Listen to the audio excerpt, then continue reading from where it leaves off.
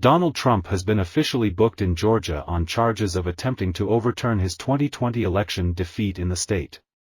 This is the mugshot released by Fulton County Sheriff's Office, and we can expect to see a lot more before the next election. The former president and the front-runner for the Republican Party nomination in 2024 arrived in Atlanta earlier to protesters and supporters before surrendering himself to the authorities. In North America correspondent Sean DeLeet reports, a snapshot in history. This is the first mugshot ever taken of anyone accused of committing crimes as U.S. president. It's not the first time Donald Trump has been booked, but in his 3 other criminal cases he's been excused. Photographing, he is after all one of the most recognizable people on the planet. Fulton County Sheriff said that Donald Trump would be treated like any other prisoner, but if you look over my shoulder here, you can see certainly the security operation is huge: police vehicles, helicopters, drones for blocks around the jail. Now part of that is because he is a former president, part of that is down to the protesters and counter-protesters, these Donald Trump supporters, among those who believe in the face of all of the evidence to the country that Joe Biden lost the last election. For these Trump supporters, it's all part of a sinister plot to rob him of the White House.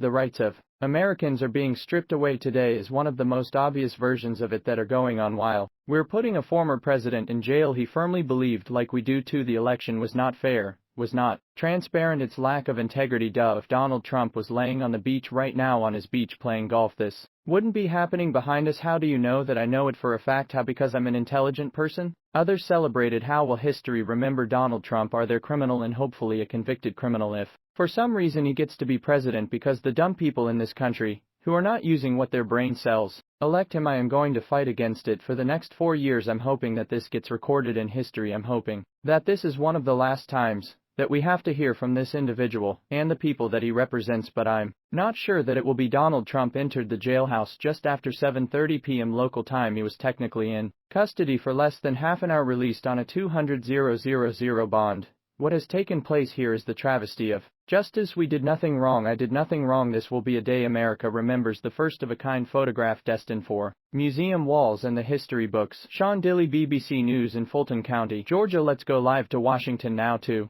Atlanta rather. And Sean Dilley, is there always been following all the developments. Hi Sean, and you spoke to quite a lot of people outside the court, a lot of supporters, Trump supporters. What do you think it will do in terms of his base support? Will it make any difference, this latest arrest? Well, very few of the people who turned up to the jail today were Republicans, saying, do you know, I'm slightly undecided about this. So those who turned up were there either to support him, and there were people who weren't Republican voters, as we heard in our report there. But what was interesting, I was wandering around with my colleagues Ron and at the time we were particularly when we were filming one of the interviews, and we kind of had somebody come up on our position. They were quite angry that we were chatting and in sort of asking questions and challenging of the fact that many of the people there believe, despite all of the evidence of the contrary, that Joe Biden lost